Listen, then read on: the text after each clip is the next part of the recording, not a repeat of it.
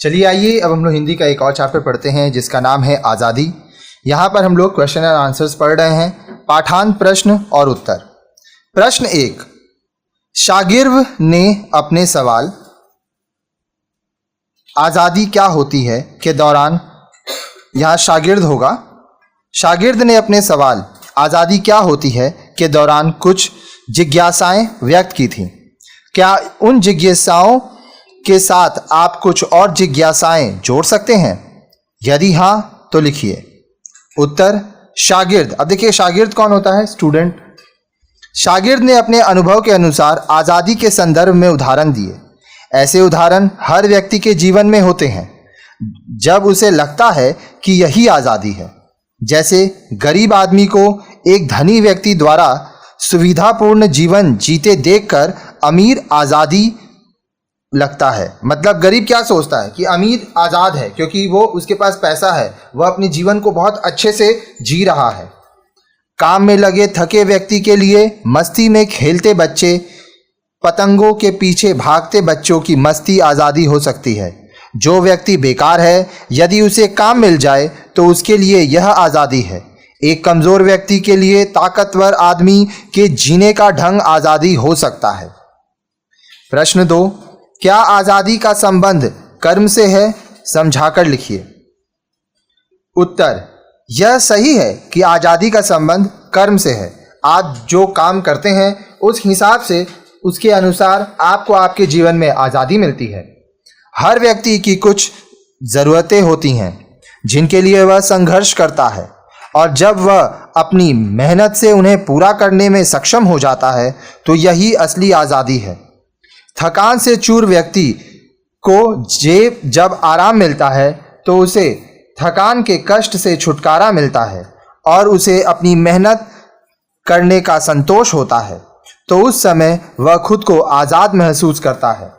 यह कहा जा सकता है कि आज़ादी कर्म से जुड़ी है क्योंकि कर्म ही हमें कष्टों को दूर करने और ज़रूरतें पूरी करने की क्षमता देती है।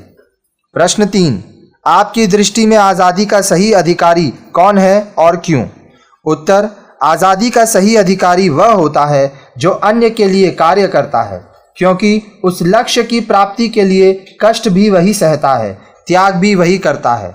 अतः सफलता मिलने पर उसका सच्चा अधिकारी भी वही है। यदि मेहनत कोई और करे तथा फल दूसरा पाए तो यह आज़ादी नहीं, शोषण है। हमारे देश में अपनी धरती पर लोगों की पूंजी और मेहनत का फल अंग्रेज चख रहे थे क्योंकि उस समय हम गुलाम थे। इस प्रकार उन्होंने हमारी आज़ादी छीन ली और इसी हक को पाने के लिए हमने स्वतंत्रता की लड़ाई लड़ी और बलिदान दिए। प्रश्न 4, अपनी आज़ादी को लेकर आप भी परिवार में कई बार तनावग्रस्त हुए होंगे।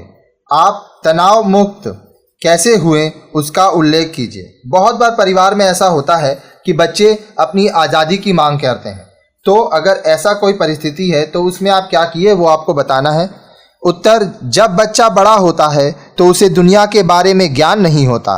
उसे जो अच्छा लगता है वह करना चाहता है, किंतु माता पिता एवं घर के बड़े अनुभवी होते हैं। वे जानते हैं कि क्या गलत है क्या सही है, अतः वे बच्चों को समझाते हैं, उसे रोकते हैं।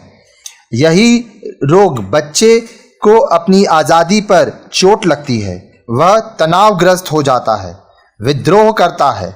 मैं भी अपने जीवन में अनेक बार तनावग्रस्त हुआ हूँ, क्योंकि परिवार के लोग कहते थे यह मत करो वह मत करो। तनाव में आकर विद्रोह भी किया। अनेक बार तो मित्रों से बातचीत की तो सही अनुभव हुआ जिससे तनाव से मुक्ति मिली।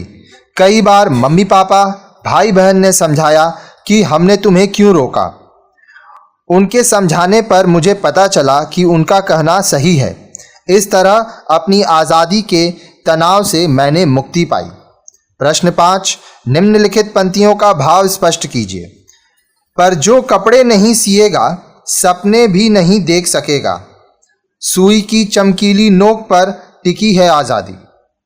उत्तर, दर्जी अपने शागिर्द को आज़ादी का अर्थ समझाते हुए कहता है कि आज़ादी सुई की चमकीली नोक पर टिकी है। शागिर्द कपड़े सिलता था और उसे उसी की भाषा में समझाने के लिए दर्जी ने ऐसा कहा। वह समझाना चाह रहा था कि कर्म करना ही आज़ादी है। जो कर्म काम करता है वही कुछ पाने का सपना देख सकता है, क्योंकि उसमें आगे बढ़ने का उत्साह है। जो कर्म नहीं करेगा वह सफलता से दूर सपने से भी नहीं देख पाएगा। कर्महीन व्यक्ति का जीवन व्यर्थ होता है, क्योंकि उसके जीवन का कोई लक्ष्य नहीं है। अतः सदैव कर्म करते रहना चाहिए, यही सच्ची स्वतंत्रता का पथ है।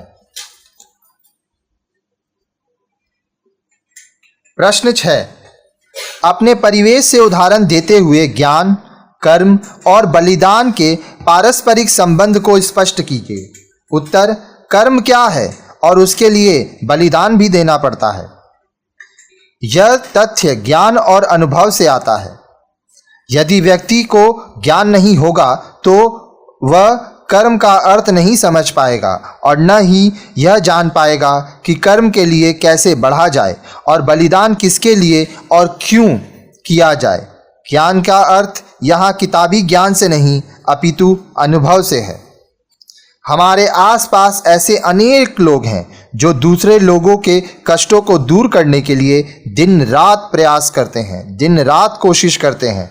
उन्होंने अपने ज्ञान और अनुभव से जाना कि लोगों की कठिनाइयों का कारण क्या है और किस प्रकार उन्हें दूर किया जा सकता है। वह यह सब कुछ स्वयं पाने के लिए नहीं करते, बल्कि मानवता के नाते करते हैं। हमारे देश को स्वतंत्र कराने के लिए अनगिनत लोगों ने बलिदान दिए, क्योंकि उन्होंने आज़ादी की कीमत पहचान ली थी और उसे पाने के लिए कर्म पथ पर चल पड़े थे।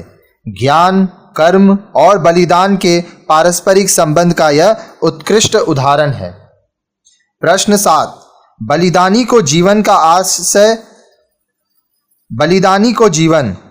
आशय स्पष्ट कीजिए। उत्तर, जो कर्म करता हुआ बलिदान देता है वह मरकर भी मरता नहीं अपितु अमर हो जाता है। वह बलिदान का कर्मठता का प्रतीक बन जाता है। वह लोगों को रास्ता दिखाने के लिए मशाल बन जाता है। यही बलिदानी को जीवन है, जो मृत्यु के बाद भी व्यक्ति को जीवित रखता है।